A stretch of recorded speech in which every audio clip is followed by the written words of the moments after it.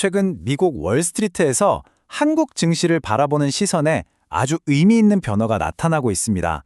이번 시간에는 그 변화의 핵심이 뭔지, 그리고 외국인 자금은 어떤 구조적인 경로를 통해 움직이는지 집중적으로 한번 살펴보겠습니다. 과거에는 시장이 주로 정책적인 유동성의 힘으로 움직였다면 이제 시장의 관심은 명확하게 실적으로 넘어왔습니다. 특히 그 중심에는 반도체 섹터가 있죠. 미국에서 마이크론에 대한 관심이 높아지면 그게 자연스럽게 태평양 건너 삼성전자와 SK 하이닉스에 대한 관심으로 이어지는 아주 선명한 흐름이 만들어지고 있다는 겁니다. 그렇다면 월스트리트의 그 똑똑한 돈, 이른바 스마트머니는 대체 어떤 길을 통해서 한국 시장으로 들어오는 걸까요? 이 거대한 자본이 통과하는 가장 중요한 문, 그 주된 관문을 분석해 보겠습니다. 한번 생각해 보시죠. 수조 원 단위의 거대한 자금을 굴리는 기관 투자자들이 한국 시장에 들어오려고 할 때 가장 중요하게 생각하는 게 과연 뭘까요? 네, 그건 바로 유동성입니다. 외국인 투자자들이 한국에 투자할 때 쓸 수 있는 ETF는 보시는 것처럼 EWI, FLKR, KORU 몇 가지가 있습니다.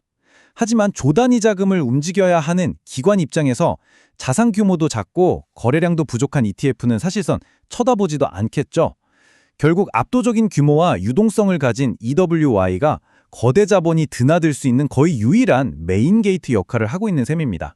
자, 그럼 이 ETF가 어떻게 움직이는지 그 핵심적인 작동 방식인 기계적 매수, 즉 패시브 바잉에 대해서 좀 더 깊게 들여다보겠습니다. 여기서 정말 중요한 포인트가 하나 있습니다.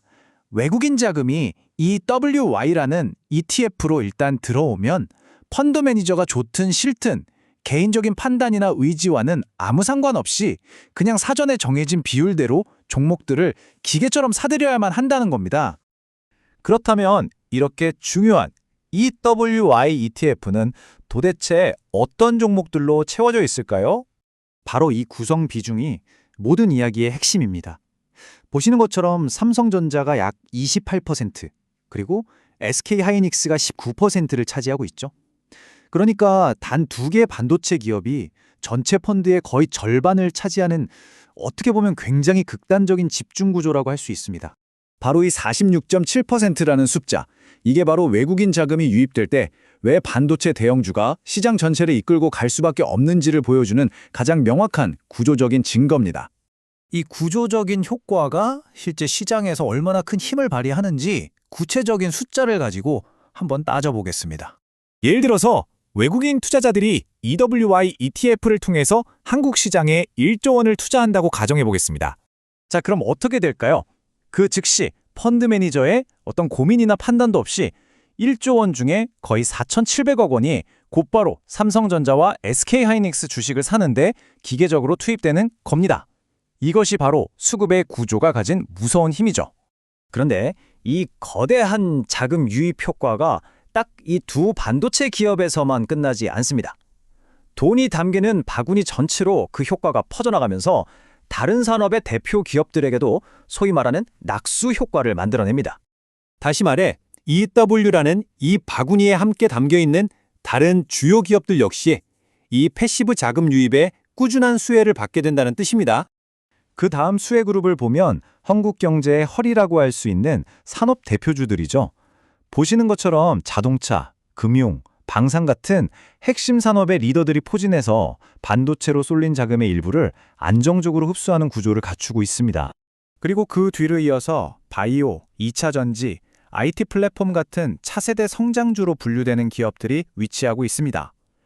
개별 비중은 작아 보일 수 있지만 이들 역시 외국인 자금이 들어온다는 이 구조적인 흐름 속에서 함께 혜택을 누리게 되는 겁니다. 자, 그렇다면 이 모든 구조적인 분석이 실제 우리 투자자에게 시사하는 바는 과연 무엇일까요? 핵심은 이겁니다. 매일같이 쏟아지는 단기적인 뉴스나 자잘한 이슈를 따라다니는 것보다 이 거대한 돈의 흐름이 반드시 지나갈 수밖에 없는 구조적인 길목을 먼저 이해하고 선점하는 것이 훨씬 더 강력한 전략이라는 거죠. 따라서 지금처럼 외국인 수급이 중요한 장세에서 우리가 던져야 할 가장 본질적인 질문은 바로 이것입니다. 외국인이 구조적으로 가장 많이 담을 수밖에 없는 종목은 무엇인가? 이 질문에 대한 답을 찾는 것이 여러분의 포트폴리오를 지키는 가장 강력하고 확실한 방법이 될 것입니다. 오늘 분석은 여기까지입니다.